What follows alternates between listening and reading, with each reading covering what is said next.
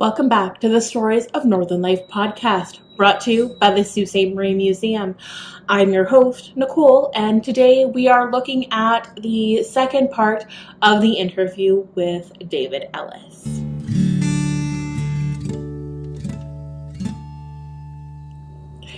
So as I said, we are going to be looking at the second part of the interview that I did with David Ellis. If you haven't already done so, make sure to go check out the first episode.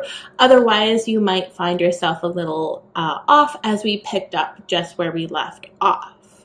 So let's get into the episode.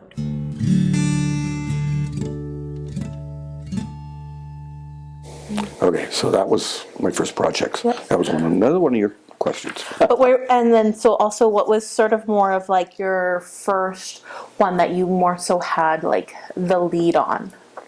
Well, actually, that one was the old stone house, the addition. I was the lead.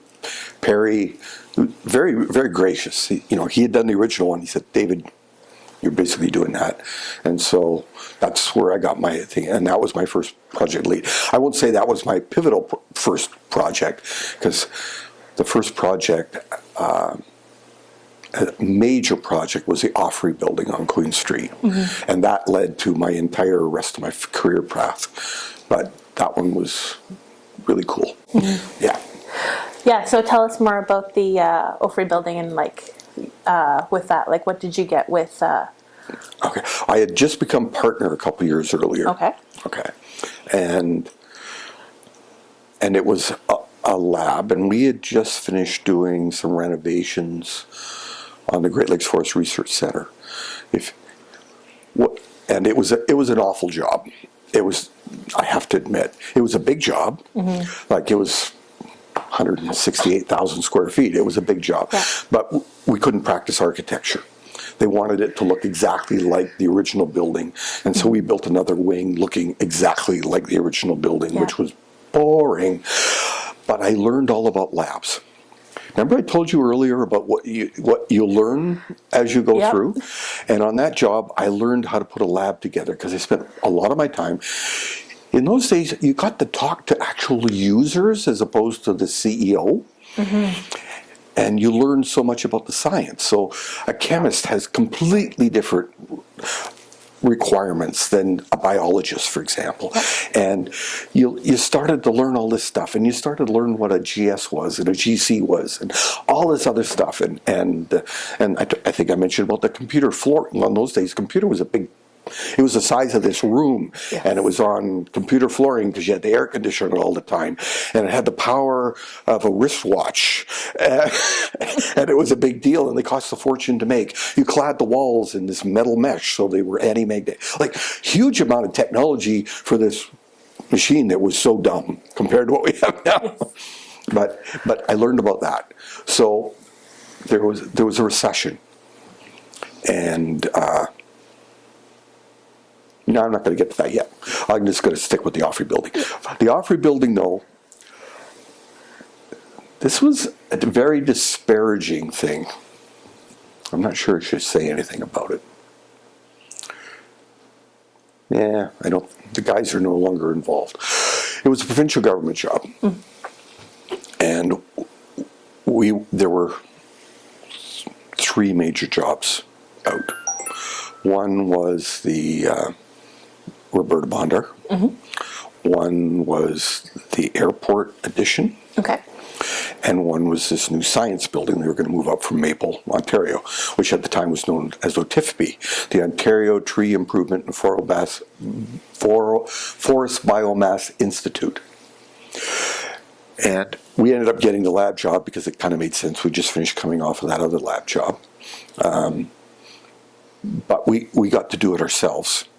The Roberta Bondar was, remember I told you about Marie Dick? Well, it was designed in Toronto, and the local firm kind of looked after construction. And so they got to use it on their portfolio, and it did wonderful things for them. And then the other one was the airport, and that was Burgoyne got that job. But it was small enough, again, that they got to do it themselves. So all three of those firms, we all gained from it in stature or whatever you want. So that was really good. But I still remember when we opened it in 1990. I think I started I got to give a speech for the first time, and I started the speech was, well, this is a very energy efficient building, so much so that the name changed from the Ontario Tree and Forest Biomass Institute to the Ontario Forest Research Centre. Look at what we did! It got a good laugh. Anyway, but it was the start of my career. I'm not going to tell you the story about the disparaging part. It came from the provincial government, not from anyone else. But that's how I got the job by myself. I better tell you to say, I got to tell you anyway. On the plane down to Toronto after we got the job, I'm sitting there with the project manager, who name I will not mention. And he said, David, you got the job, but you're fired if Perry Short's involved. I guess Perry had worked for a couple of jobs for the provincial, and he did the right thing. He told them when they were wrong, but they didn't like that. And therefore, that's how that job ended up in my hands, because I was told if Perry showed up on site once, we were fired. So I got to do that all by myself. And it was the best thing that ever happened to my career. Perry understood there was something going on, but I never told him. But I think he might have found out, because he never did attempt. So I don't know what the scoop was. I think he had friends in high places that told him. Yeah. Either way, though, but Perry was the type of guy that would said, doesn't matter. I'm getting old. This is yours, buddy. Take it on. And like I said, he was a wonderful guy. And I could have slugged that project manager on the plane, but I figured I'd lose it right there. And it was the biggest job of my career at the time, and actually the biggest job. No, maybe not. I think the Great Lakes at the time might have been a little bit bigger, but yeah. Either way, whatever. But Perry was a wonderful guy, and the provincial government I wasn't very happy with. Okay, so I said it. Okay, so the next question is. So where did that then lead you? So you said that it was like this big new project for you. So what did it all lead to? My entire career. I don't know if you remember in the early 80s, whether you were probably even born then, I don't know. There was a recession. And typical recessions in Toronto last 2 years, and then, yeah. In Sault Ste. Marie in 1994, where the recession had already left 2 years earlier, we were still in a really bad recession. And remember I told you about Marie, and well, it was Dave and a secretary. I had nothing. Perry had retired in 1990, and we had a whole bunch of jobs on the books that all just disappeared because by this, he retired January 1st, and by summer no one was building anything, and I ended up laying off all of our staff. I had nobody anymore, except for the secretary, because in those days we didn't have computers, and you needed someone to be able to type and do the books and all that stuff. It was critical. I could do my own drafting, but I couldn't do that part. And anyway, in the mail I got this letter from the World Bank, and it said, congratulations, you have been invited to join us in a design competition for 5 new buildings in Malaysia with a value of, in Canadian dollars, $500 million. And that was $500 million in 1994 dollars. So well over $1 billion now. It was a huge project, and I go, what the? I had no idea, and not to mention I hadn't paid myself that year, not a penny, because every penny that came into the office went to pay our secretary, the rent on the building, the insurance, all the rest of the stuff. And I have not paid myself a penny, and I was broke. And I'm going, it's lovely to get this invitation, but I don't even know where to start and whatever. And this is where the provincial government became good. There was a thing called the Ontario International Corporation, And basically our job was to try to promote businesses in Ontario to work abroad. So I phoned them up and I talked to them, and they said, David, we would love to help you, but there's one problem. There are 2 architects from Canada that have been invited. We can't invite one or fund one and not the other, and we can't fund you 2 to compete against each other. I suggest you give them a call. Here's the name. A guy by the name of Rick Yellowhagen, who I'm still working with indirectly. He does all the work for the casinos throughout the province, and I'm doing a little job for him right now in the casino. But anyway, I gave him a call, and he heard the same thing. He just didn't call me. But I called him and I said, hi, my name's Dave, and we introduced ourselves and started chatting. And they said, they're going to give us some funding. And it was a fair amount of money, like $10,000 or something, which was a lot of money back then. And to do it, and he said, well, I don't have the time, I'm really busy. Well, because he wasn't living in Sault Ste. Marie. And I had nothing to do, so I wrote the proposal. It was 3 volumes long, about 300 pages roughly, plus the design, and I submitted it. And then, the designs in those at that time were just supposed to be concepts, like nothing real, just sort of like how would you have the building designed and how would you service it and a few other things. So there was long long chapters on how you do mechanical, electrical, and all that stuff. But as I said, we did everything ourselves in Northern Ontario, so I knew all about that stuff. And so I wrote all that stuff. Anyway, I submitted it, and then I got a letter. Again, you got letters, you didn't get emails. And it said, congratulations, you've been shortlisted. But now, we want real designs. Oh boy. And the letter was sent, I think it took 2.5 weeks to get to the Sioux, and I had to be in Malaysia in a week. Wow. And the only airfare I could get was 2/3 first class and whatever. And it was $13,000 just for the airfare, plus hotels, plus whatever. Yeah. So that $10,000 disappeared very quickly. I brought some engineers in, and they agreed to go with me, and they gave me like $1,000 a piece or something. It wasn't very much, but it helped. And I got on a plane and I went to Malaysia.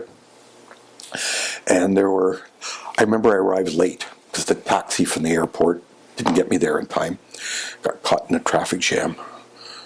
Anyway, into the room, and all 8 proponents were sitting around a table, of which I'd never seen before. The table was at least 50 feet long.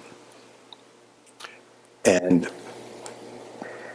Dr. T, or we called him Mr. T, at the end, he was the head scientist there, and then all these people around the table, there were a lot of people from his department and stuff. They sort of filled the first half on both sides, and then the proponents around the back. And he's introduced me, okay, this is so-and-so from SOM. And I went, oh my God. And my heart sunk. SOM is the biggest firm in the world, out of New York City. And this is so-and-so from the Clyde Design Partnership, which is the biggest firm in Scotland. Actually, that guy and I became good friends, and because we were the 2 little guys, even though he was the biggest firm in Scotland. And then here's something Daily, I can't remember their name. They're the biggest firm in Chicago. And then there's the biggest firm in, I don't know where else, but anyway, I'm so out of my league. Absolutely out of my league. And I just spent all that money, and I'm never going to get it back. Anyway, I had a delightful week, though. The people working for them were really nice, and they sort of assigned one person to each one of the people to orient them and take them around. And we went around to all 5 sites. So we were going to Malacca and Kuching and all these exotic places because they're going to put out the one there. And then, of course, the main lab was in Kuala Lumpur, KL, or Kirkland Lake, depending if you're Canadian. And the whole reason for this is we were being judged. Of course, they wanted to see the designs, but they wanted to see us as people. Mm-hmm. Okay, and anyway, so came back, worked on the designs with Rick, and we both worked on that. At this time, I'm not even sure I'd actually met him in real life. I can't remember. I don't know if I went in for the first time after we got the job or during that time. Doesn't really matter. But we were on the phone daily. And I remember, this is where I'm going to start crying again. My mom had cancer, and she was at the Plummer Hospital. Mm-hmm. And she had a turn for the worse. And my sisters, who had all moved out of town, I was the only one still left in Sault. They all came down to see her. And I had to get that thing out. It was going in the mail that day. And so I had some bunch of stuff I still had to do, put it in, dropped it off the post office, got to the hospital, and my mom had just passed away, and I missed it. And I'll never forgive myself. But as my sisters and my dad said, that is because that was meant to be. Mm-hmm. Anyway, we got the job. And I was told later why we got the job. One was the reason we got the invitation was somebody from the World Bank had actually toured the Offrey building about a year earlier or something like that. Really liked it, and he was going around the world to shortlist people. So he was touring labs for the World Bank, and that's how come I got the other one, that invitation. But after, I found that out actually after I got the job. But I also found out is they said, those suits from SOM, and that's what they called them. Mm-hmm. And they said, the guys, they actually said, those guys wearing the $1,000 silk suits, we know we'll never see them again. They're marketing guys. We know they're not going to be the ones we're going to work with. So we wrote them off right away.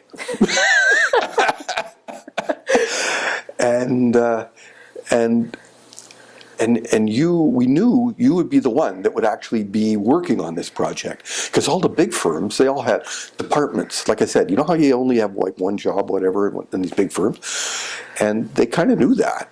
And part of the reason was the fact of that. They also liked the design, but there were the reasons I thought I was the underdog. I really wasn't, but I didn't know that at the time. Mm-hmm. So I just thought you should know that. But you said, how did that develop my career? Well, right after that, I ended up doing the lab for LSSU, and I won Lab of the Year in the United States, the first Canadian, actually the only Canadian ever to win that award. I did the University of Wisconsin Science Building. I did Northwestern's. I did a bunch of other stuff. And so we did that, and I was still traveling stupid because I was going down to the States all the time. So I made 56 trips to Malaysia. Oh. At 2 weeks each. So that's over 2 years on the ground there. It was crazy. But while I was there, I was asked to be the keynote speaker to the Commonwealth Chemistry Congress, or whatever, the Commonwealth Scientific Congress. Yep. First time an architect had been the keynote speaker, which I thought was kind of cool. And it was being held in Borneo. That was even cooler. And and then after winning the thing in the States, I was keynote speaker to the American Scientific Conference and to a bunch of other things. So I got all these things. Anyway, all of a sudden I was nobody, and then next thing I know, I get a phone call one day, and we're thinking about doing some renovations to the hospitals. Can you do something to bring the two together? Because they're two separate ones with the doctor's building in the middle, and we need help. Anyway, and they actually listened, because we said, "This is ridiculous." We designed all these tunnels and links and all this other stuff, going, but the inefficiencies were crazy. But the real killer was the fact that you couldn't put the hospital out of business and build it. So everything had to be staged, and then everything. And we've worked out it was going to take 11 years. Wow. Because you'd have to do one department and then move that department first, then build that one department, move them back there, then move another one over here. And it was just ridiculous. And so the Greenfield site was the answer. In other words, we build a new building. We can build it when it's ready and finished. You move, and it works. They chose the wrong site, in my opinion. It should have been right across the street from Sault College, where they had nursing program and hospitality, and they had a piece of property there too that was big enough. And we won't go along that road, but that ended up getting the job to do the hospital. And again, it was a really big job. I called up my buddy Rick. They had just finished doing a hospital, so I did 17 departments, and then his firm, they did the actual bedrooms. Okay. And the most difficult part, the operatories. And then another guy in the firm, he did admin building, admin and stuff like that. So we kind of split it amongst three of us for most of it. And so it led to that. Anyway, it was really good. But life got in the way. Too much travel. Didn't see my kids. I ended up retiring in 2005, I thought. I retired and found out didn't matter what you did before, because I thought I could just do some design of houses and stuff and just keep busy. And no, because you still needed your insurance, you still needed this, you still needed that. By the time the thing, you'd have to do 2 or 3 houses just to pay the overheads. And so I got back into business again by myself, and we've grown again, and whatever. And I'm still working, even though I'd retired in 2005. Yeah. Okay, that's how that job led to where I am now. All right, so what do you think is your most famous project? I think I had to think about that. Even like famous could be like one could be like the most well known, or one could also be like one like maybe the most awards or accolades. Okay, yeah. My most favorite project was not Offrey. It was my house at Pointe du Chien. Okay. I told you about my problems with my legs, and yes, initially life was quite okay. But just as I was about to retire, I fell down a set of stairs and broke my nose once. First time. I ended up doing it again. And the leg just suddenly gave out and whatever. And that was about the time, it was actually several years before that, but I actually fell down the stairs. But there was one leg was bothering me a lot, and so I designed it to be accessible. Okay, so it was all one floor, very few walls. The doors were like this wide, but very modern. Like if you walked into it, you just think it was just modern, but it was actually an accessible house. And unfortunately, I don't live there anymore, but I loved that house. And that was my favorite project. I think I designed it actually on the plane to Malaysia. I still have the napkin I designed it on. That might be one of the artifacts that you're going to ask me about. Yeah. Offrey, as far as my career goes, I'm going to say that building. I really enjoyed designing it. I do have some regrets that I never got to bring it up to modern standards. Unfortunately, we got the job in 1987, and so labs in those days were called wet science. Yeah. Okay, and right after that, it went into analytical science, which was a completely different ballgame. And for example, Malaysia was the first really big job I did with analytical science as opposed to wet science. I wanted to bring the Sioux lab up to 20th century or 21st century standards, and never got to. So that's my biggest disappointment. But my biggest, for my career, that was it. Yeah.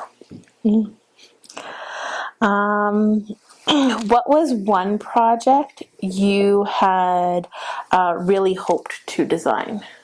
That's one I didn't answer. I was looking at my notes. I'm not really sure. There's the trouble about we get our work, we write proposals. So you think about that job while writing the proposal, because part of the questions they ask you is how would you go about designing it and for what reasons and how it would be cited, and you go through the entire design process in your head and then you try to write it in a page, because that portion's only a page, because they try to limit you to a number of pages, which is actually harder. It can only be 18 pages long. No. Because you've got to describe the people and all the rest of the stuff. So anyway, and so you become emotionally attached to these projects. You're going, oh, this would be really cool. I would love to do that. So I'm not sure I'm going to say a lot of projects I would have loved to have designed. I'm not going to say one that I would have liked to. What was one you were really hoping was going to be built? Oh, you're not going to like this answer. I worked with almost every developer on Gateway. Never got paid a penny for any of them, by the way. Lost my shirt on every one of them, because we designed entire Gateway projects. And contrary to what everyone says, oh, Mr. Garforth, he really wanted to do it. It just stars were not aligned for him. It's not that he didn't try, but the one that I did for him, it was really interesting. And then, I hate to say it, interesting for the sense of his passion that he actually had for it. But then I got hired by the city to do a homegrown one. Okay, so basically, forget about the developers, let's the city pay for it and build it. That one, architecturally, is one I would have really liked to have done, and it never happened. But none of the Gateway projects ever happened. Okay. Yeah. Oh, and I do take it back. I did get paid to do the concepts for the city, just none of the ones for the developers. So the Gateway being the one on the waterfront. Yes, that was over sort of more closer to the casino. Yes. Okay. Yeah. Yeah, across the street from the casino. Yeah, that one. Yeah, I've worked on. Well, I sent you some stuff. Yes. Did you get them? Yeah. It showed a couple. I didn't show you all of them. Actually, one of the developers ended up going to jail. Oh. Yeah. It wasn't Garforth, no. Yeah. Yeah. This guy we knew was shady right from the beginning. We should have known better. But on the other hand, you don't give up a project when offered to do it, because they, if we get this job, you guys have the job. Yeah. Okay. And we're talking huge job, right? So you do it for free because you're going to get paid, except after 4 or 5 times, you kind of know better. So anyway. Yeah, that one was one we all kind of thought would have been really cool. It would have been really cool, and still nothing has been done with it. It's terrible. All I can say is I like Garforth only because he got screwed, and he really had passion for it. In fact, I've still kept in touch with him and doing some stuff. But the one I did for the city is the one I would actually wanted to build. It was going to be the most fun architecturally. Yeah. So what is your what is your architectural style? Like, do you have sort of like a specific style? I'm going to say a modernist. Okay. But there's no particular style, because I go through. I evolve. Like, there was a while I was doing sort of contrasting materials and staggering stuff, and in fact my old firm tried to copy it after I left even. But the minute they started doing that, I had to leave that and move into something different.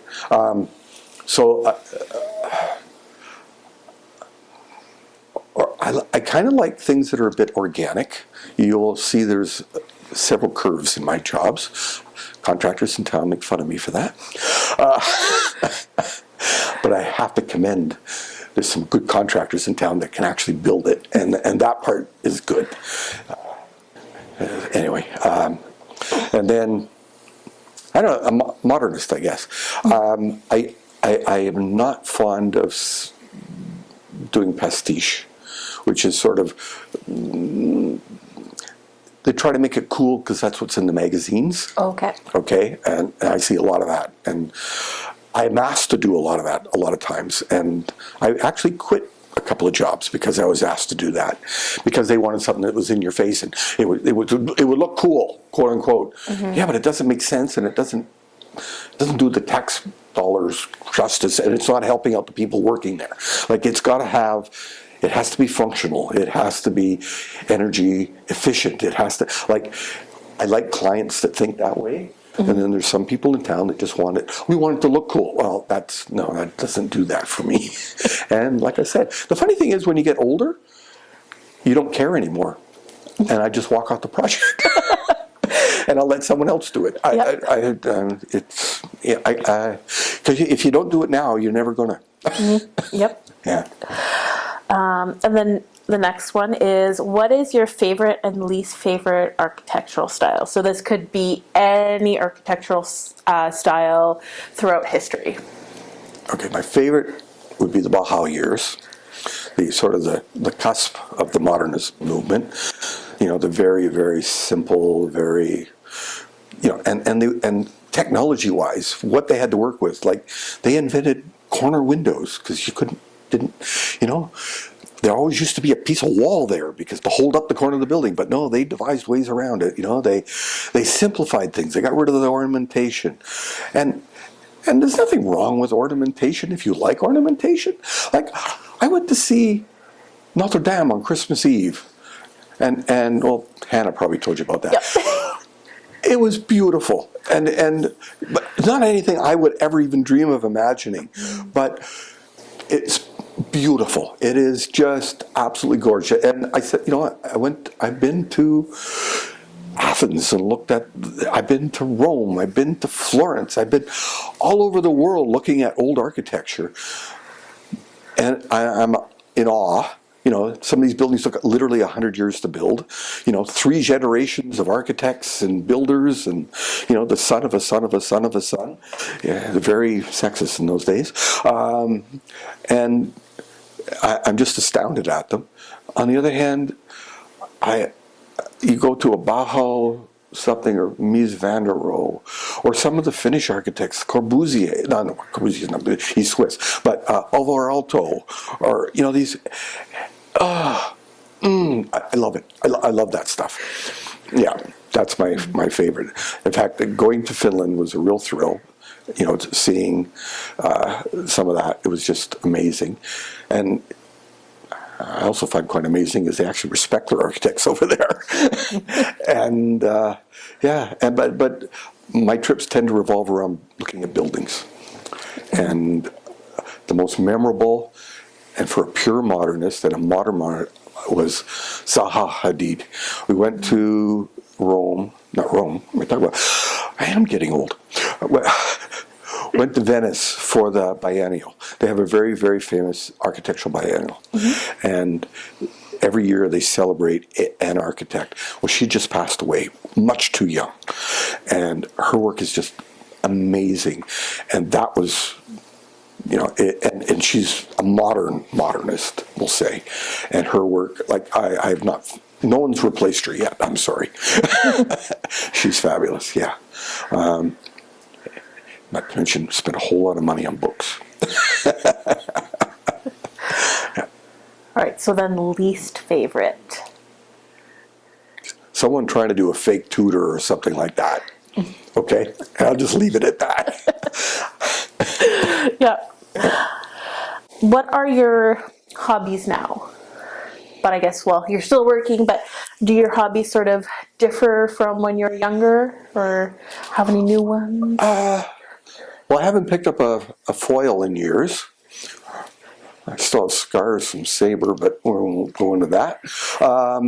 And even though my leg is killing me, and I'm going to actually see my surgeon at the end of next month about getting finally the restoration 50 years later on my leg, I still ride my bike because it's easier to ride my bike than to walk. It's not load bearing. And for the last couple of years, we've been doing 100-kilometer Grand Fondos.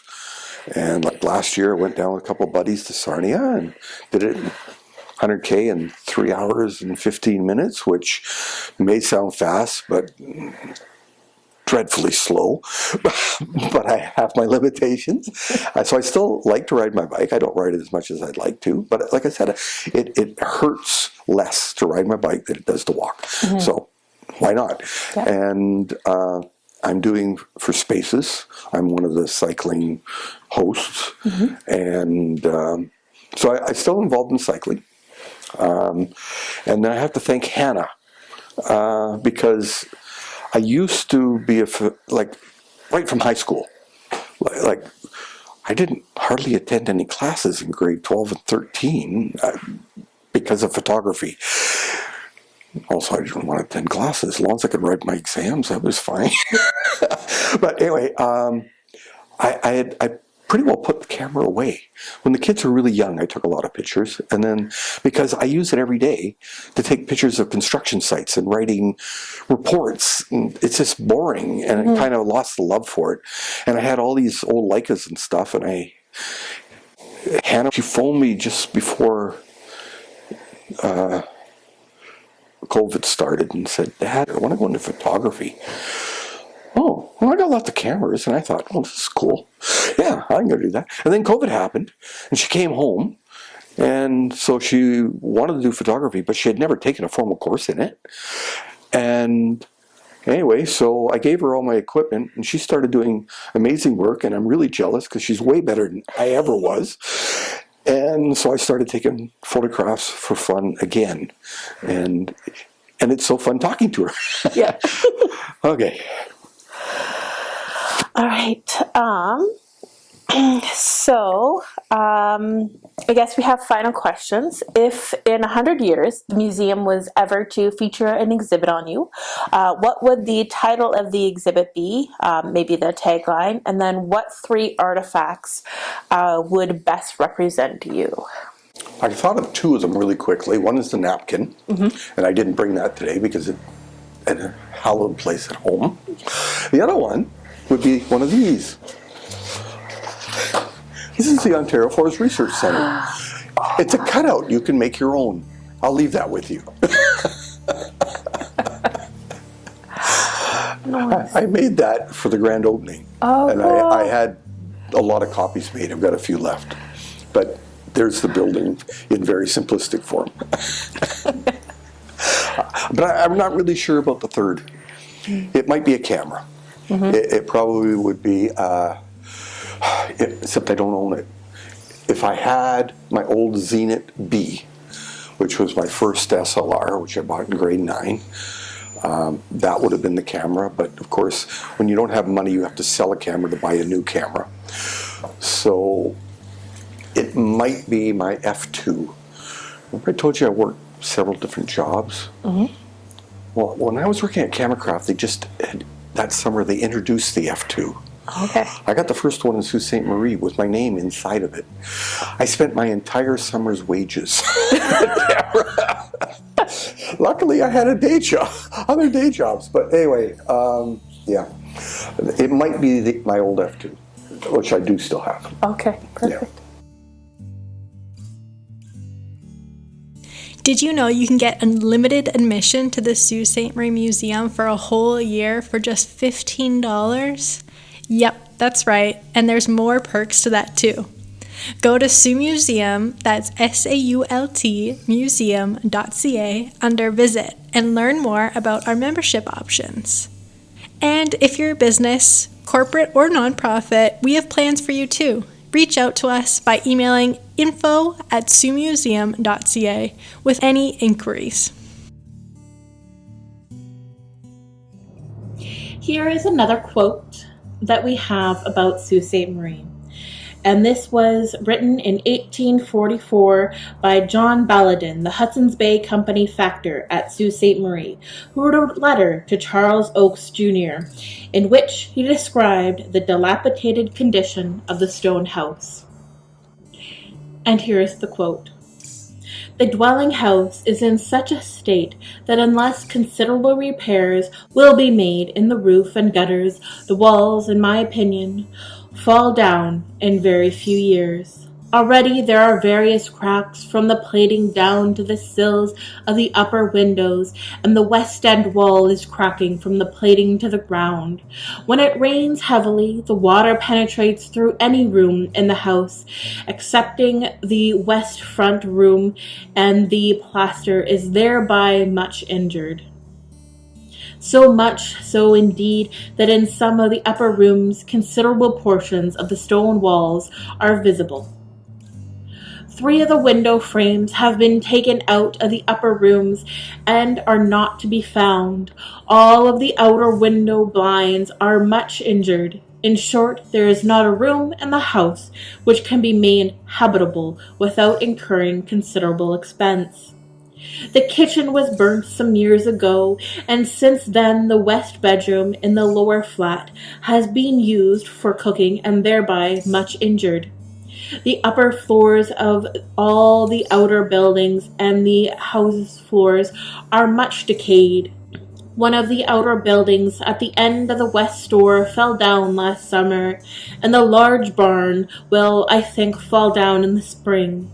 The small stone buildings at each end of the house are in pretty good order, excepting that the panel doors have been destroyed.